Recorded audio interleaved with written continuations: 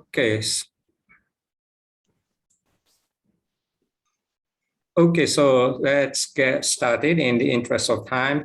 Good afternoon or good morning or good evening, depending on where you are. Thanks for taking the time to attend this seminar. My name is Yoshinori Nishizaki. I'm a member of the Department of Southeast Asian Studies at the National University of Singapore. I'm the coordinator of the seminar series in our department this semester. There are 4 seminars scheduled in our department this semester. They all focus on the theme of contentious politics. And today's talk is the 3rd of the 4. And it's going to be about Myanmar, in which there's been a series of quite disturbing developments in recent years, to say the least. And for this talk, we are very pleased to have Dr. Tran.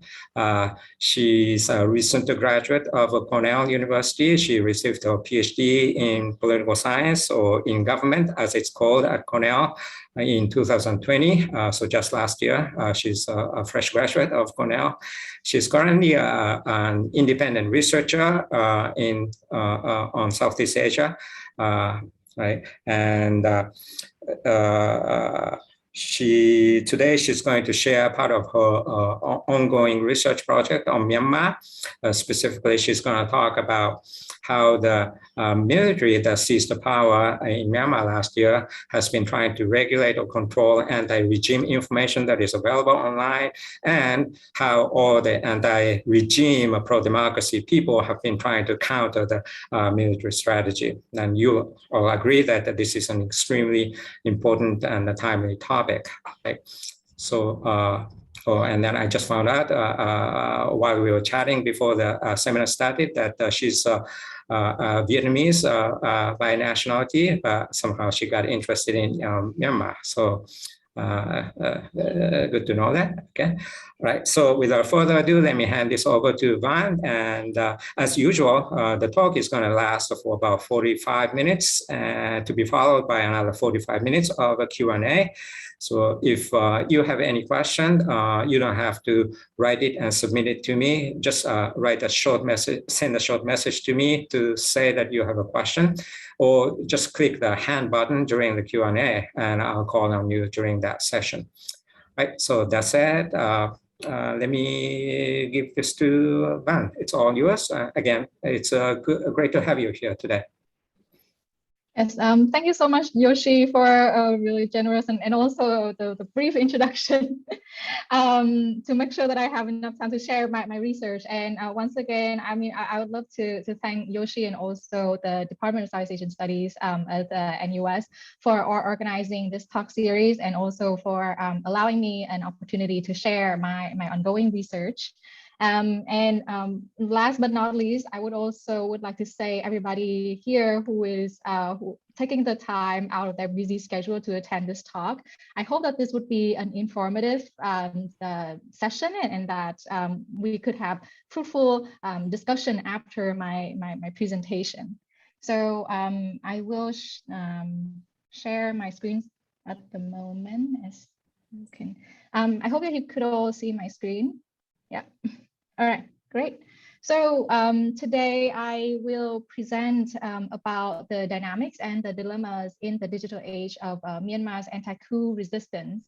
And basically during this talk, like as we all know, I just, a brief overview, right? So in this latest episode of Myanmar's struggle against military, against a potential military rule, both the military, which is the Tatmadaw, as well as the anti-coup resistance, they have relied on both conventional and digital strategies to discredit their opponents, as well as to gain domestic support, as well as international support for their actions. So in this talk, what I would do is that I would just juxtapose the most viral Facebook content since the early of 2021 until now, with the eyewitness accounts of the pro-democracy activism movements before 2010 in Myanmar.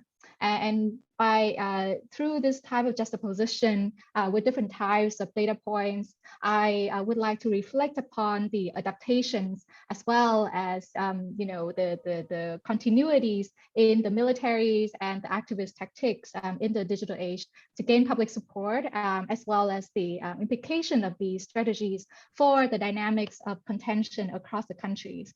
So the talk, as you can see here, would proceed in 5 parts. At first, I would give a brief overview in terms of comparing the pro-democracy activism before 2010 versus the activism against the coup in 2021. After that, I would dive into introducing about the original data that I have collected, to arrive at analysis as well as the comparison for the militaries and activist strategies before 2010 versus during this current post-coup period, right? During part 3 and part 4, I would also reflect on the divergence in the effect of these strategies. And then last but not least, I will conclude. So first of all, in response to the military coup against Myanmar's popularly elected government earlier this year, various cross-cutting efforts of anti-coup resistance have emerged nationwide. And these efforts at first started with the civil disobedience movement that civil servants, teachers, nurses, and doctors participated in. And these are the people who participated in this movement in order to refuse to work under the current military administration. And not long after that, we also witnessed the start of street protests, so various types of nonviolent street protests where people from different classes, different groups of society have participated in, across the countries. And these protests later on have also escalated into more violent and armed guerrilla attacks against the infrastructure of the military administration, as well as the personnel of the military administration. And then last but not least, we have also seen that the members of parliament who were deposed after the coup in February, they have also collaborated with other politicians in order to establish a parallel government called the National Unity Government of Myanmar, or NUG for the short name, right? And this parallel government claims their representativeness, claims that they represent the political wish of the Burmese people. So these types of resistance against the military is not new in Myanmar's political history. Right. So Myanmar, under various military regimes between 1962 and 2001, have witnessed a range of different movements that have distinct demands. And these activist groups, with different distinct demands, have also come together for what they consider the umbrella nationwide pro-democracy movement. And their protests, they cohere as a movement not only because they are cycles of collective transgression that share common claims, but also because of the shared mobilizing networks that were sustained throughout the decades from 1962 until 2010, right? The survival of this networks is remarkable due to the fact that they had to experience the military junta's constant crackdown and harassment. And these networks consist of key players such as student activists and former student activists, party activists who mainly come from the opposition National League for Democracy, or the NLD party, monk activists, among others. So as you can see, right, there is a long history for resistance against military rule within Myanmar. However, with the change of times, and we have also seen that there would be changes in the way that the different contentious activities would unfold within the country. And in the next part of my presentation, I would like to examine the continuities as well as the divergence in the type, the prevalence, as well as the effect of the military strategies and the activist strategies on influencing public opinion, right? So first of all, I would love to introduce to you about the original data where my analysis will be based upon. For the activism before 2010, I mainly would conduct my analysis based on qualitative data. During 2017 and 2018, I conducted in-person semi-structured interviews and collected written accounts, mostly by Yangon residents from diverse demographic and political backgrounds. And since I tried to mirror the geographical representation of Yangon residents in my sample, I can take advantage of the largely accidental exposure and non-exposure to the militaries and activist strategies among my interviewees, in order to highlight the effects of these strategies on civilian response.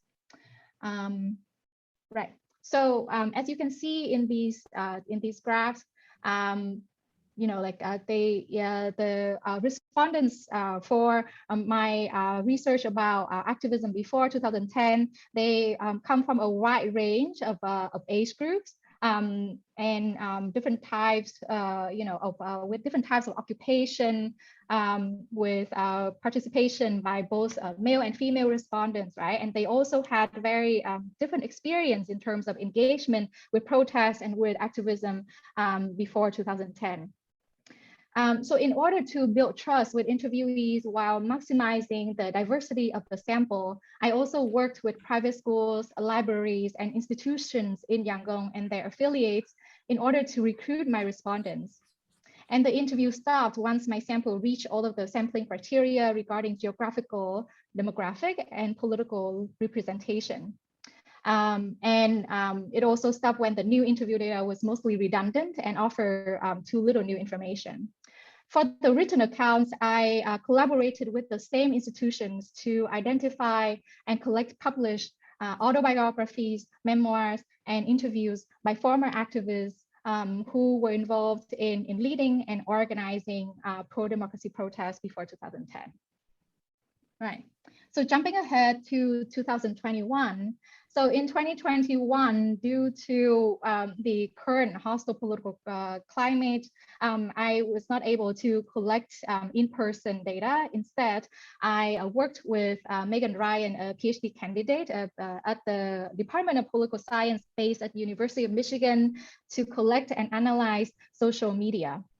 So as Facebook is by far the most popular social media platform in Myanmar, we decided that examining Facebook contents would allow us to capture the essence of the Burmese digital culture and Burmese digital life. By using CrowdTangle, a social media monitoring platform owned by Facebook, since March 2021, we have collected public Burmese posts from all Burmese language pages and groups on a daily basis. We limited our data collection to the most viral 20,000 posts per day.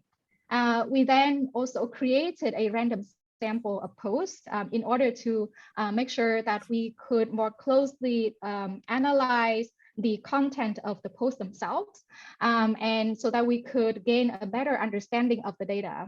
So this random sample includes 5,200 posts that we collected over 13 weeks from the beginning of March to end of May. And this is also the sample that my analysis today for the 2021 activism will be based upon. Right. So as you can see here, like in these graphs, in total we have over 5,000 posts. About 2,300 come from pages, and more than 2,800 of the posts come from groups. And these types of contents are also shared by many different types of pages and groups, right? So not only politically oriented pages or groups or news media, but we have also seen content being shared by business pages, charity pages, educational pages, or community groups, township groups, job seeking group, or gaming group, right? So all in all, this content is very representative of the overall Burmese social media. On top of that, as you can see here, like there is also something very interesting in terms of the way that Burmese netizens decide to spread their messaging, right? Where they would mostly complement their written content on social media with photos. Which would make up about more than 60% of the social media content. Whereas, for Facebook posts with mere text that only take up about more than 10% of the content. And then this is followed by posts that have links to external content outside of their own page or outside of their own groups as well. Regarding the interactions with these groups, most of these groups, of these posts. So most of the posts, they gather under 2,000 interactions. So by interactions here, I mean the number of reactions, right? So think about likes, loves, sad reaction, angry reaction, etc. So it includes reactions and comments and shares, right? So all of these three components together would make up the total interactions of a post. And in most of the posts, they contain, about 95% of the posts have under 2,000 interactions. However, we also have a number of outliers, Facebook posts that would gather up to more than 200,000 or more than 300,000 number of interactions. Right. So this is an overview in terms of the data that I would base my analysis today upon. And for the next part, first of all, I would like to focus on discussing my findings regarding the strategies of the military and the activists before 2010, as well as their effect. Right. So regarding with the military strategies, during the first few days of protest events, despite the heavy crackdown by the security forces, the military usually would deny mass repression against demonstrators, and they would blame most of the casualties on altercations among the protesters themselves. Even anti-government dissidents were also frequently exposed to these types of propaganda by the state, since these announcements penetrated every neighborhood through the public announcement system. And therefore, among my interviewees, the Yangon residents, even with different political leanings, were more or less equally exposed to state media on a regular basis. And at the height of protest events, many interviewees, they also recalled how the government spread news through mass media that the rioters hid among monks and layman demonstrators in order to rob properties, poison food and waters, burn down cars, and destroy factories and offices. By broadcasting about multiple communal unrest across different townships in Yangon, the authorities wanted to make the public perceive an immediate threat from protests. And these types of news about localized crimes also reached many neighborhoods. As a result, most of my interviewees heard these rumors or saw their neighbors arrest suspects, even though they themselves did not actually witness the alleged sabotages. And finally, for the groups of protesters that the military junta already publicly labeled as criminals, the government displayed cruel repression toward them in public without reservation.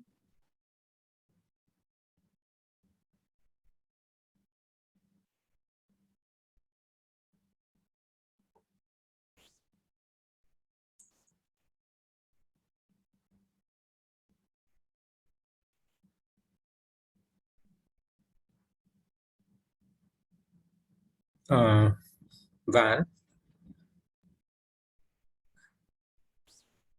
maybe she. Well, I think we've lost transmission here in Australia.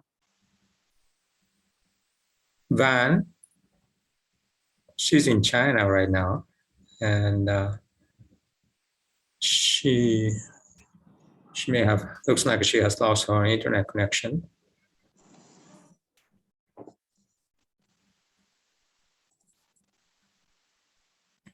Okay, sorry for this mishap. Let's wait for her to come back on. There she is. She there? Yeah, she's there, but she's silent. Okay. Hello. Van. Yeah. Sorry, Okay. that was my connection issue. Yeah. Can you hear me? Yeah, again. Okay, great. Good to have you back. Okay. Yeah, so I'll continue. All right, so in terms of the effect of the military strategies, due to the high penetration of the military propaganda, people in general, they perceived a certain level of threat from protesters and dissidents. And as a result, many people, they also tended to stay away from crowds that were alleged to harbor rioters, and others even withdrew their support to protesters. For instance, in 1988, a lot of the interviewees would rather stay safe at home and guard their own places instead of going outside to support protests. And similarly, since the beginning of the the Saffron Revolution in 2007, due to fear of criminals mixing among protesters, many people also stayed away from protest areas and avoided traveling out of town as it was considered unsafe. Moreover, according to my interviewees, quite a few of their neighbors, they, as they believed in the propaganda by the state, they also just stood by when the military or the police dealt with the accused rioters during the big protest events. As people consider these protesters as a threat, they became really.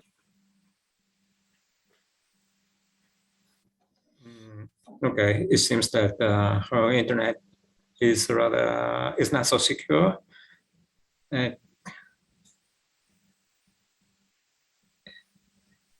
Okay, let's give her another minute. Okay. Oh. So sorry. Okay. All right. Yeah. Let me try to share again. See. Okay. Right. Okay. So, yes. So, moreover, according to my interviewees, right, like as I said before, as people consider the protesters as a threat, they also became reluctant to support or help during the government crackdowns as well. And the activists, so in order to counteract the junta's deception, as well as to regain the public support, the activists themselves, they also rolled out a combination of different strategies. So first of all, even though people were not allowed to watch or listen to non-state media, many people were still able to frequently access them through different means that the state could not regulate. So, for example, a lot of people, among my interviewees, they also expressed that pamphlets and posters were usually distributed at crowded places, such as markets and public parks, which caught the attention of the people nearby. Adults usually also had handheld stereos to listen to BBC or VOA, and richer families had access to foreign TV channels like CNN or Democratic Voice of Burma, DVB. Other people also watch those channels at tea shops or at their rich neighbors' houses, the way that the interviewer described to me. So capitalizing on such opportunities, the protest organizers actively disseminated their demands, announced their nonviolent methods, and reported on state brutality through non-state media, pamphlets, and posters. For instance, at the start of the 4/8 uprising in 1988, the public became aware of the pro-democracy movement after they came across pamphlets and BBC announcements with movement's justifications and demands that were distributed across universities, schools, and crowded areas. And similarly, in 2007, many residents also recall listening to the protest leader, U Gambira, announcing about the imminent Hmong demonstration during the Saffron Revolution on TV. And in order to counteract the state's framing, the protest leaders combined various tactics to discredit the criminal charges, as well as to evoke a public sympathetic support toward the protesters who were victims of state repression. And specifically, individual organizers and participants themselves had to display their clean record or clear themselves from the government's criminal charges, and also publicize the government's mass crackdown. For instance, like after each large crackdown during the 4/8 uprising in 1988, the student activists went into different high schools to mobilize support from high school students by emphasizing incidents of state brutality against well-behaved students. And later on, as repression against the protests intensified with repeated bouts, in order to highlight the government's heavily violent crackdown on young and helpless victims, movement leaders, they also broadcast the image of Win Ma-u, a 16-year-old schoolgirl. And in this image, we could see her being shot with blood all over her body while being carried by 2 doctors. And as a result of the dissemination of this type of image, she became a well-known martyr of the 1988 protests, pro-democracy protests. These types of strategies had some effect on the mostly to the eyewitnesses of protest events or people with access to foreign radio and TV channels. So first, perceiving movement organizers and participants as politically non-provocative and also well-behaved civilians, encourage the general public to watch and increase their tolerance of protesters. For instance, as you can see, in the first quote here, an observer of the 2007 Saffron Revolution protest recalls the appealing visual effect that the marches achieved since the first day, right? So, quote, as it was led by the Buddhist monks, and the monks peacefully chanted Metta Sutta, or the Burmese Buddhist script of loving kindness, everybody was interested and went to help by themselves. And people came out voluntarily because they liked the movement led by the monks chanting Metta Sutta for a good cause. And moreover, for people that had access and frequently paid attention to foreign radio and TV channels, the broadcasting of images and stories of brutal repression against protesters also played a significant role in invoking their sympathy. And this strategy worked in 2007, as many of the Yangon residents, they remember how as soon as the government crackdown commenced, they and their neighbors cried when they saw images of monks demonstrating for hours under heavy rain and getting beaten by the security forces. And furthermore, as people were exposed to the strategies of the activists, and exposed to these types of images of the brutal repression by the military, they also became risk acceptant, and they became ready to help shelter or hide protesters at the height of state repression. And most of my interviewees, they also did not even mention risk when they discussed the dangerous circumstances when they offer protective support. For instance, in 1988, many bystanders rushed to send injured protesters to the hospital after government crackdowns. And one bystander here, they recall in this quote, the soldiers were blocking the road with cars and aiming guns at the crowd of protesters and public speakers. Later, I saw that a student was shot and I sent him to the clinic. Others directly attacked the riot police in order to force them to stop injuring protesters. And similarly, in 2007, many people came to the rescue of the monks during the peak of military raiding of monasteries against the monk activists and protesters. Moreover, throughout the protest period, other activists even received intel from their neighbors about the police coming to arrest them so that they could run away and avoid, being captured. So as you can see, before 2010, the effect of the military's propaganda and as well as anti-protester disinformation was widespread due to the dominance of the military over media content. On the other hand, for the activists, as they also attempted to counter these types of content with their limited resources, right? Like that also had certain effect in terms of regaining the support as well as the sympathy of parts of the population. In 2021, which is the next part that I would present here, we would see similar types of strategies like being deployed.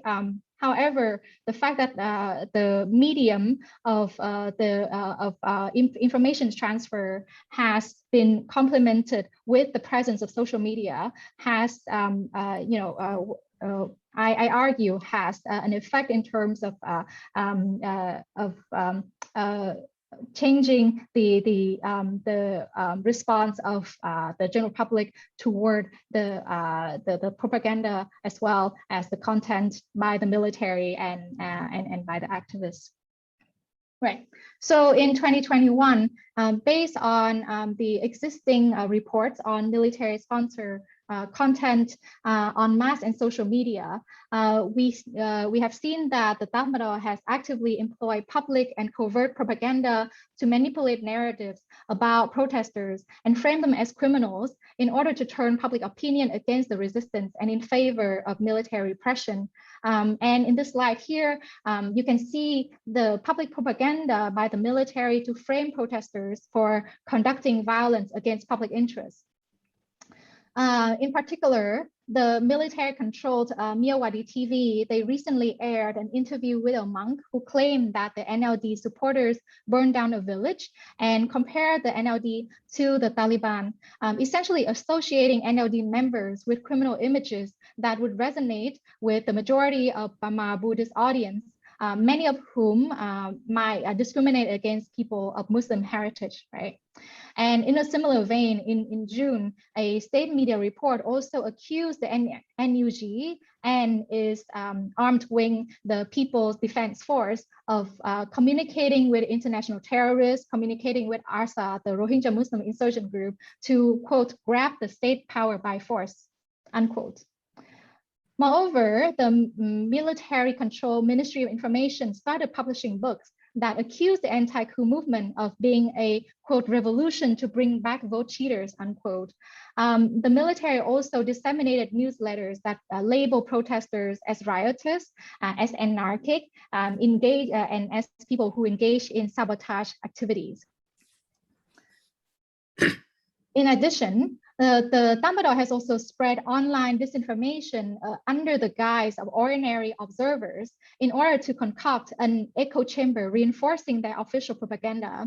Numerous existing reports have found that state-coordinated trolls engage in disseminating disinformation about anti-coup protesters with false accusations and manipulated images of violence. For example, pro-military social media accounts claim that security forces did not kill protesters, but it was a third party that was responsible, either referring to the All Burma Students Democratic Front or other protesters.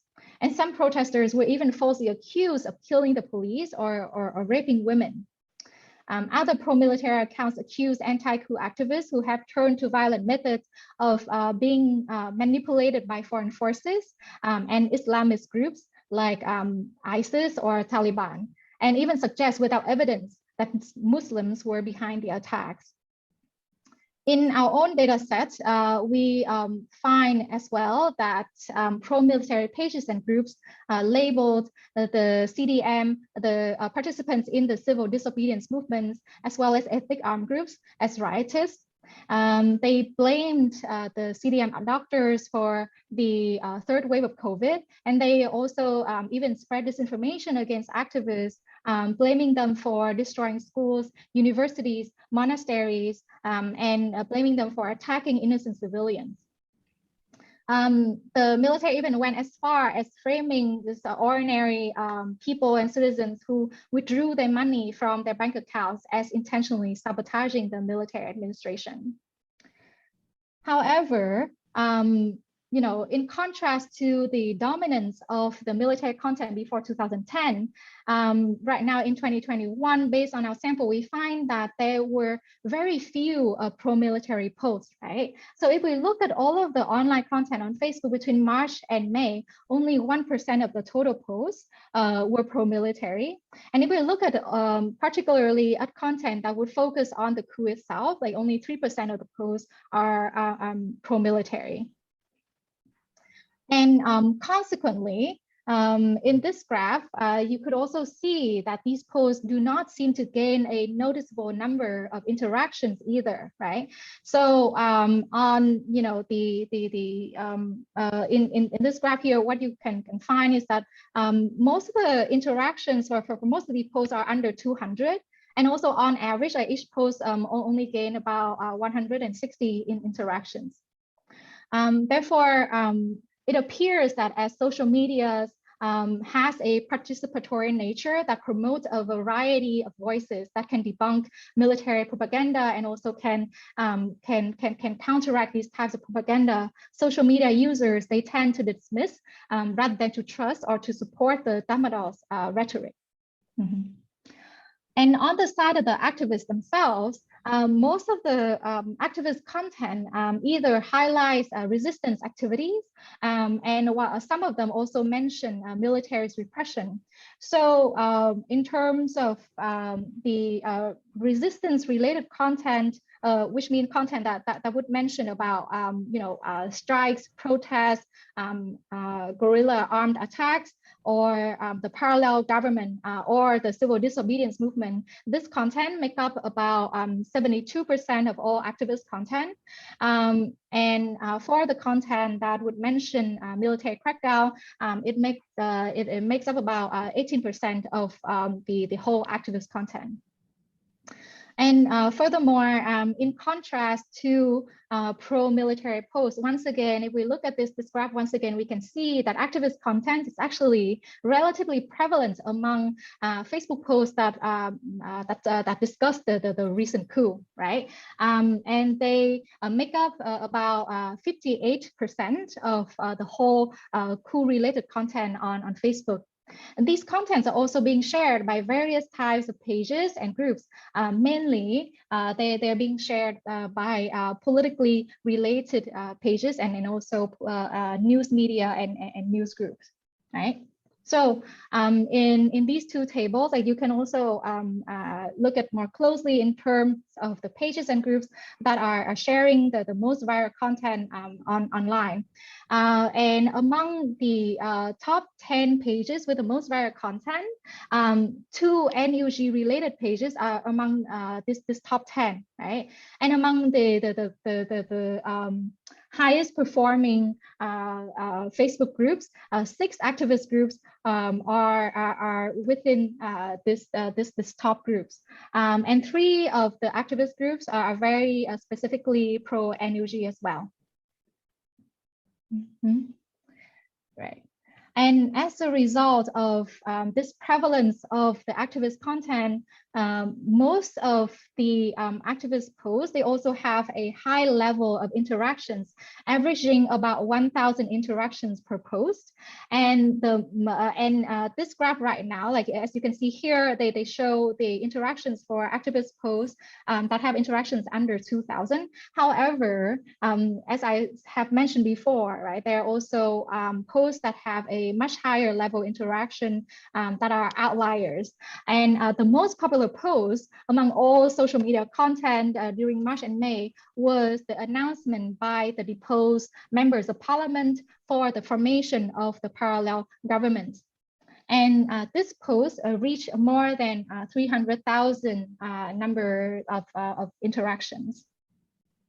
So if you look closer at this table, you can also find that among all of the top 10 posts on Burmese content pages, they first of all, they all are related to the recent coup, and second of all, two posts that are anti-military and supportive of activists, they also make it to the top 4, right? And last but not least, a lot of these posts, they are for the ones that are not clearly pro-activist and not clearly anti-military, they are content by independent news media. And most of these posts, they would contain photos, and some of them would also contain videos. And a lot of the highest performing content, they come from the earlier days of the resistance, which is in around March. If we look at group contents, among the top 10 like the most viral group content, we can also see that activist content, they are predominantly represented here. As you can see here, right, so 8 of the 10 most viral contents are anti-military and supportive of the activist activities. However, in contrast to the top page content, in terms of group content, a lot of them also would mention and would highlight the military repression and crackdown against activists. The content themselves, they are delivered in the form of both text and photos, and they are more evenly distributed across the period from the beginning of March to the end of May. Right. And related to this, another statistics that I would like to show you is that among the coup-related content themselves, social media content that mentions military crackdown against activists receives significantly more negative reactions than other types of content. So if you look at the crackdown related content, the negative reaction would average about 253 reactions, whereas for the other coup-related content that do not mention crackdown, they would average about 36 negative reactions. And this indicates the overall high level of public sympathy and support for resistance activities. Furthermore, it also shows that as dissidents and ordinary social media users, as well as independent media, can capture, broadcast, and condemn scenes of state repression online, it has likely heightened popular grievances and led more people to support anti-regime activism. And as a result, state repression is more likely to backfire in this digital age. However, last but not least, there is an important caveat. I also find among my data, when I analyze my data set, that the prevalence of activist content on public pages and groups decreased over time, over the the total of all of the online content.